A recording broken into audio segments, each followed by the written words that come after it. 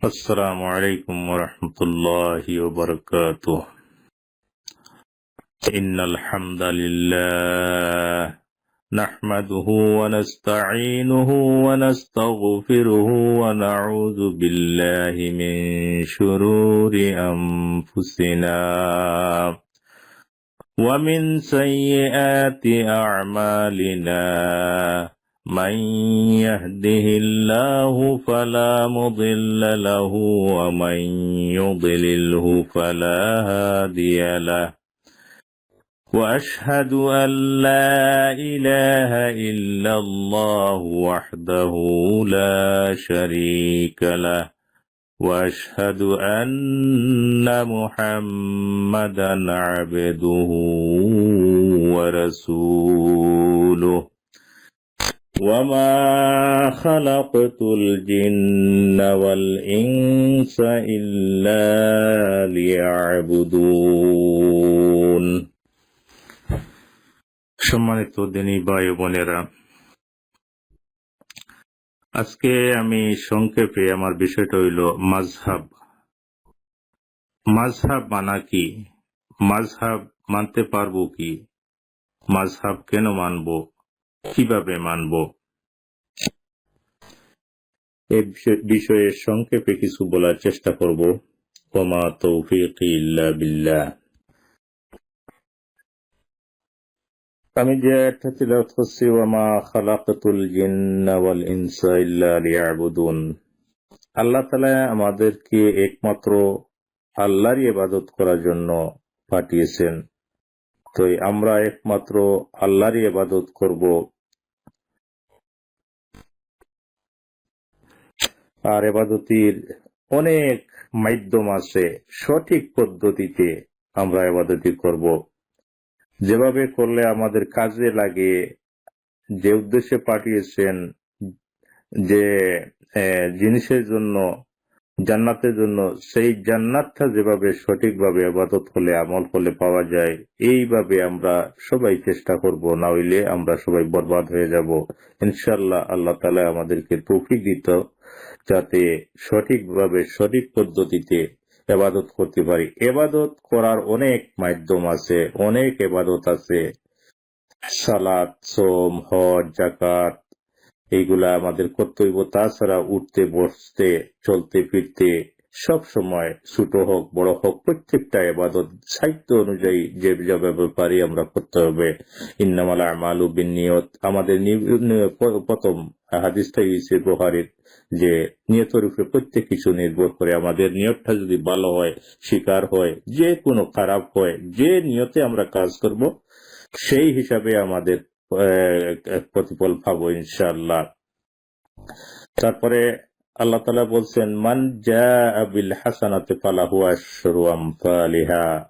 আমরা যদি যে কোনো একটা বালা কাজ করি, এই বালা কাজের পরিবর্তে কিন্তু আল্লাহ তাআলা 10টা নেকি আমাদেরকে দিবেন।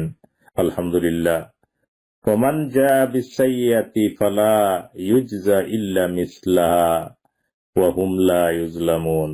কিন্তু পাপ কাজ, খারাপ কাজ যদি করি, তাইলে এর পরিবর্তে যেটা দেওয়ার একটাই দিবেন, কিন্তু আল্লাহ তাআলা আমাদের উপরে জুলুম করবেন না। দেখেন, আমরা যদি ভালো কাজ করি তাইলে একটার পরিবর্তে 10টা সওয়াব আমাদেরকে দিবেন। আলহামদুলিল্লাহ।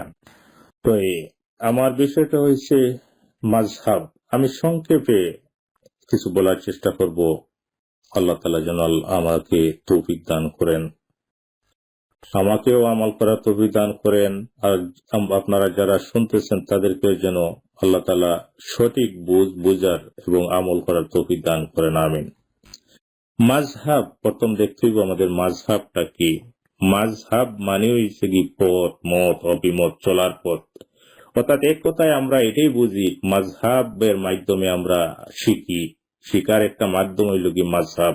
মাযহাব মানে হইল কি, মানে যে কোনো কিছুর মাধ্যমে একটা জিনিস যদি শিখতে হয় বা শিখে কেউ, সেইটাই মাযহাব। কিন্তু শিকার পদ্ধতিটা, মাযহাব মানা ফরজ এইটা নয়। ফরজ কে করছে? মাযহাবের মাধ্যমে পবিত্র কোরআন ও সহিহ হাদিস মানা ফরজ। মাযহাব ফরজ নাই। মাযহাব না হলে তাইলে আমরা মানতে পারবো না, বুঝতে পারবো না, জানতে পারবো না। কিন্তু জানার একটা মাধ্যম হয়েছে মাযহাব, কারণ হয়েছে আমরা কিন্তু মায়ের পেট থেকে কোনো কিছু শিখে আসি নাই। এই পৃথিবীতে আসার পরে তখন কিন্তু এক একজনের কাছ থেকে মসজিদ, মাদ্রাসা, মাযহাব, উলামায়ে কেরাম এদের মাধ্যমে আমরা কিন্তু শিখি।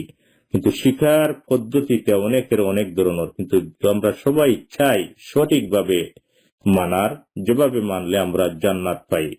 তো যাক, মাযহাব মানাটা ফরজ নাই, কিন্তু মাযহাবের মাধ্যমে যে কোনো কিছুর মাধ্যমে কিন্তু কোরআন, পবিত্র কোরআন, সহিহ হাদিস মানাটা ওইটাই ফরজ। তলাবুল ইলমে ফরিদাতুন আলা কুল্লি মুসলিম। প্রত্যেক নরনারী মুসলিম, প্রত্যেক নরনারীর জন্য ইলম তলব করা, জ্ঞান অর্জন করা, হাসিল করা, শিক্ষা করা ফরজ। আল্লাহ তাআলা কোরআনে বলেন, ওয়াতাসিমু বিহাবলিল্লাহি জামিআন ওয়া লা তাফাররাকু, অর্থাৎ তোমরা আল্লাহর রজ্জুকে শক্তভাবে পাকড়ে ধরো, বিচ্ছিন্ন হইও না। আল্লাহর রজ্জুটা কি? আল্লাহর রজ্জু মানে পবিত্র কোরআন ও সহিহ হাদিস।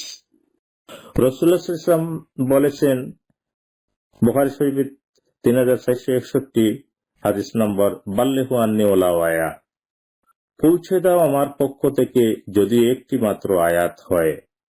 এবং বলেছেন, ওমান কাযাবা আলাইয়া মুতাআম্মিদান ফালইয়াতাবাওয়াউ মিন মাকআদাহু মিনান নার, অর্থাৎ যে কেউ, এটা আমরা সব সময় জানি শুনি, মান কাযাবা আলাইয়া মুতাআম্মিদান ফালইয়াতাবাওয়াউ মাকআদাহু মিনান নার, মানে যে কেউ ইচ্ছা করে আমার উপর মিথ্যারোপ করলো সে যেন জাহান্নামকেই তার ঠিকানা নির্দিষ্ট করে নিল। আল্লাহু আকবার।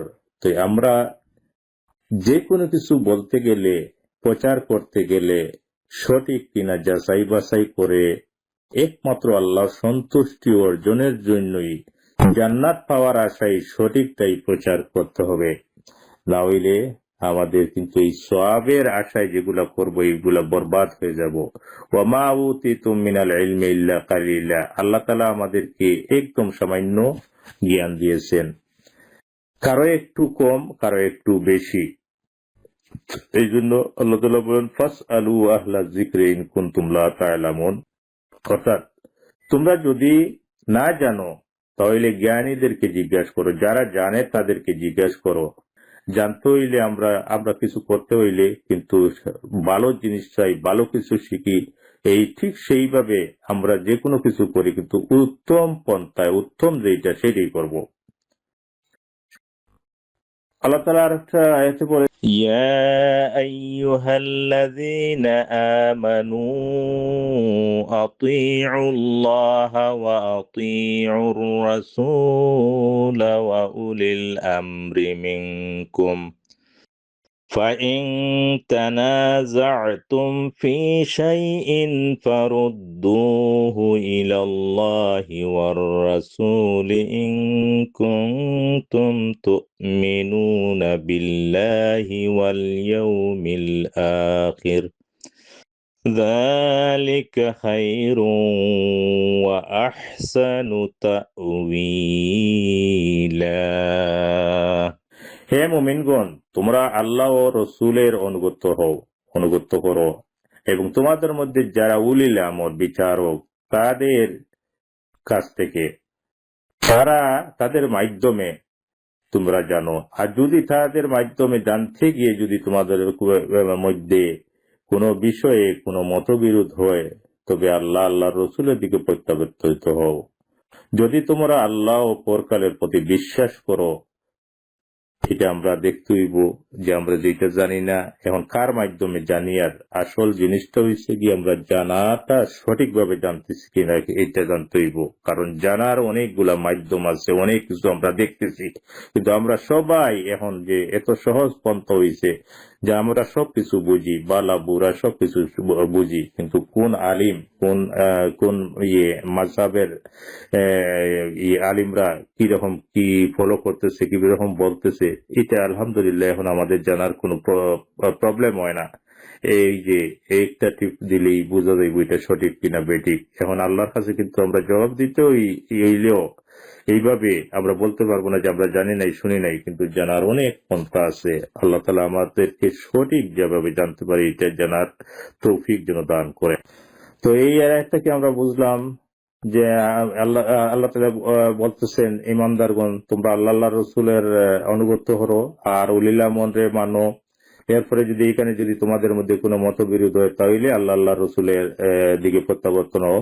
আর যদি তোমরা পরকালের প্রতি আল্লাহর প্রতি বিশ্বাস করো, তাহলে এইগুলা ভালোভাবে আমরা খেয়াল করে আমরা এইগুলা আমল করতে হবে ইনশাআল্লাহ।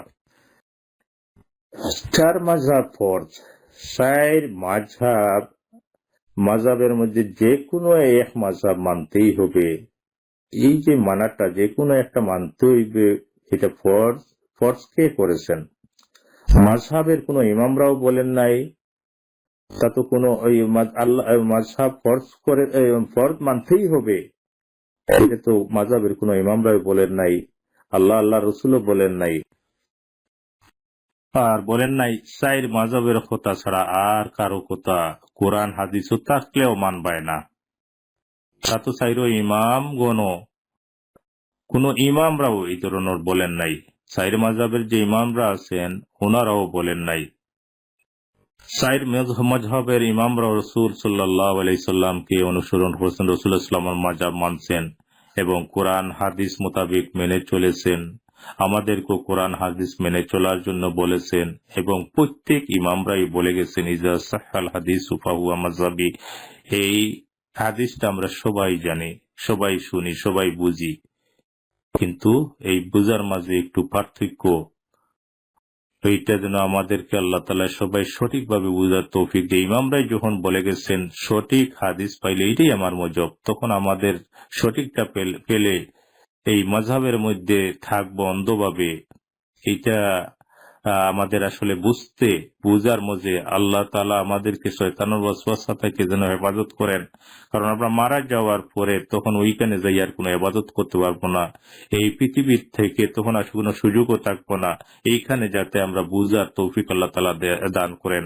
প্রত্যেক ইমামরাই বলে গেছেন ইজা সাহহাল হাদিসু ফাহুয়া মাযহাবি, সহিহ হাদিস পেলেই সেইটাই আমাদের মজহব। তাইলে সহিহ হাদিস যে কোনো ইমাম শাফি, ইমাম আজম, ইমাম মালিক, ইমাম আহমদ হাম্বল, যে কোনো মাযহাবের যদি সঠিক হয় সঠিকগুলো আমরা মানতাম ইনশাআল্লাহ। হাদিস ওনারা বলছেন হাদিস সহিহ হাদিস পেলেই সেটাই আমাদের মাযহাব। তারপরে আরো বলছেন যে তোমাদের প্রথমে বলছেন লা ইয়াজুজু, তোমাদের মধ্যে জায়েজ নাই যতক্ষণ পর্যন্ত তোমরা দেখছো না যে এই যেটা আমরা বলছি তা কোরআনে আছে কিনা হাদিসে আছে কিনা। যদি কোরআনে না থাকে হাদিসে না থাকে তাইলে দেওয়ালে ছুঁড়ে মারো। এত সুন্দর পরিষ্কার কথা বলে গেছেন, তারপরেও যদি আমরা বুঝি না, মানি না। আল্লাহ তাআলা আমাদেরকে হেফাজত করুক, হেদায়েত দান করুক, বুঝার তৌফিক দান করুক।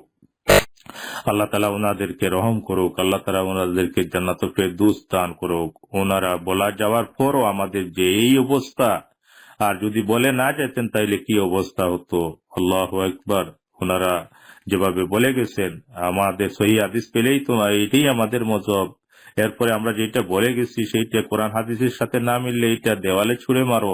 আল্লাহু আকবার, আলহামদুলিল্লাহ। তারপরেও যদি আমাদের হুঁশ না আসে, আমরা না বুঝি, আল্লাহ তাআলার কাছে আমরা দোয়া করি আল্লাহ তাআলা যেন আমাদেরকে এইগুলা বুঝার তৌফিক দান করেন, সঠিকগুলা বুঝা।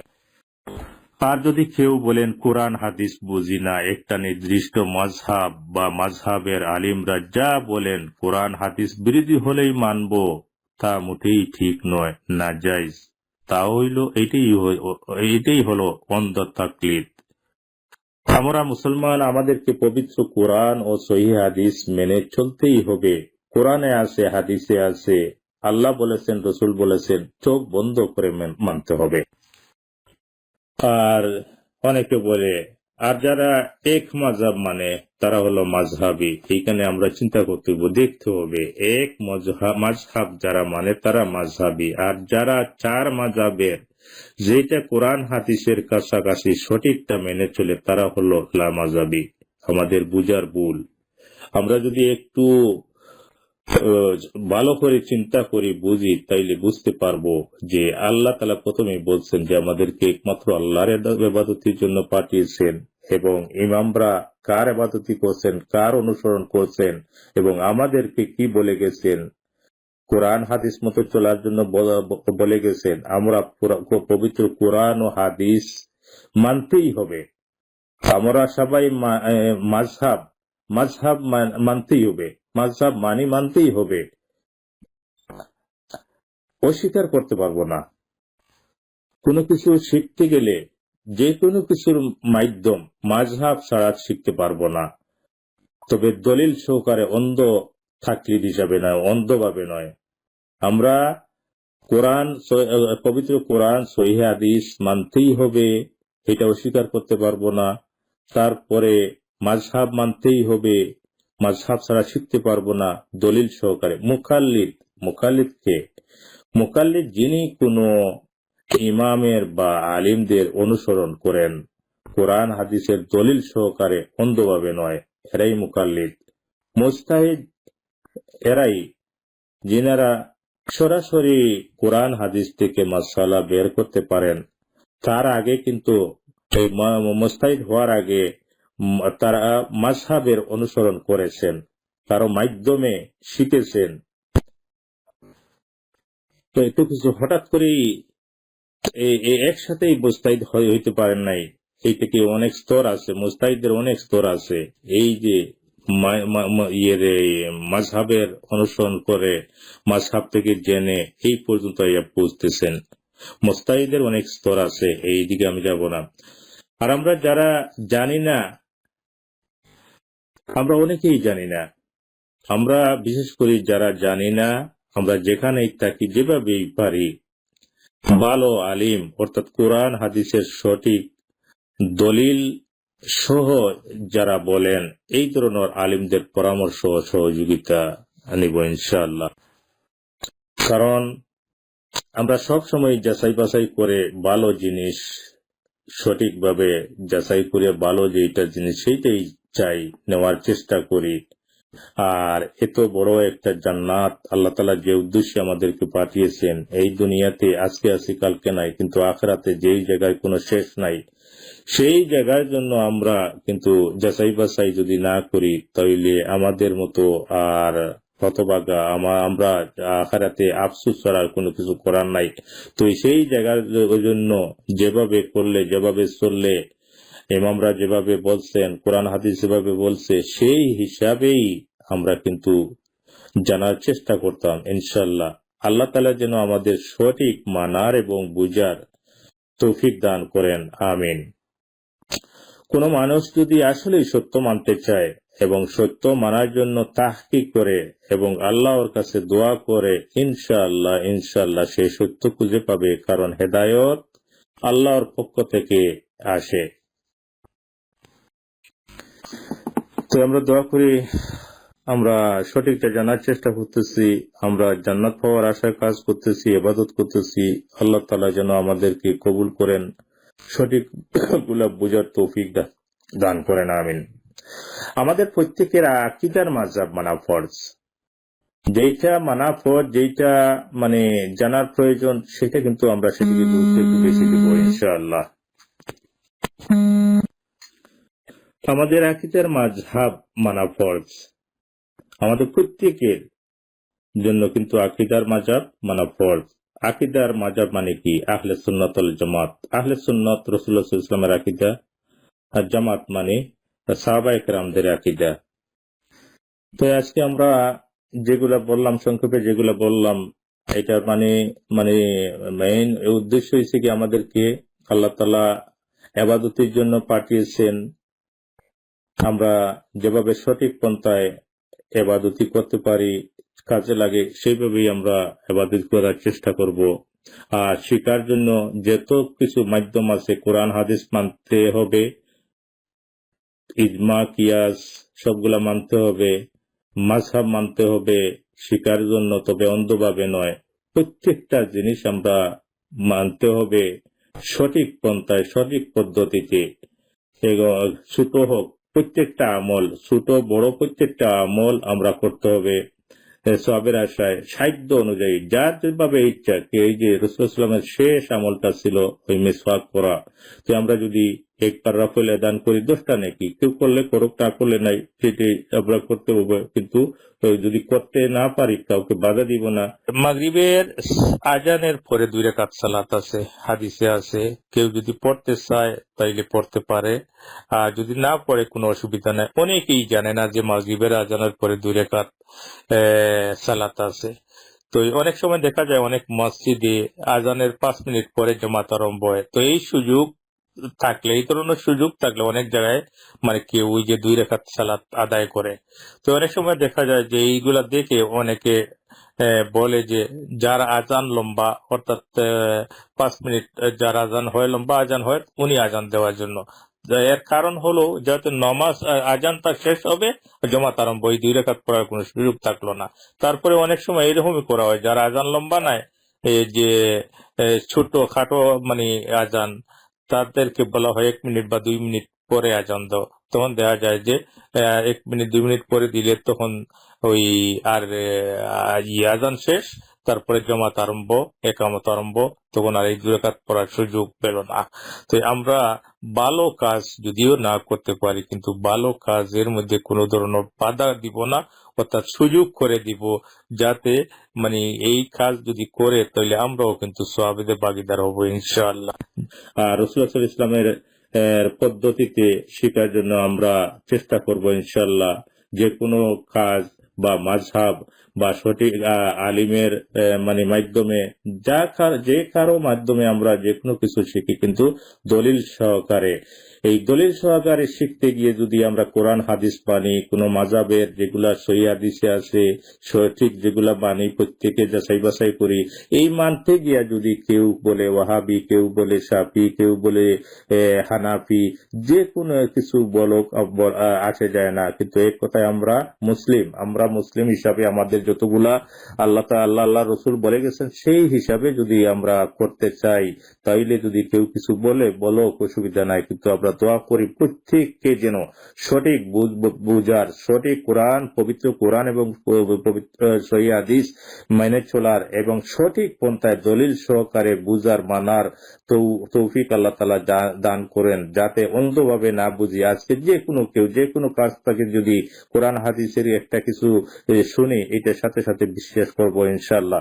আমাদের প্রত্যেকের এই কথাগুলারে আল্লাহ কবুল করুক, আমিন। এবং মানার এবং শোনার আমল করার তৌফিক দান করুন, আমিন।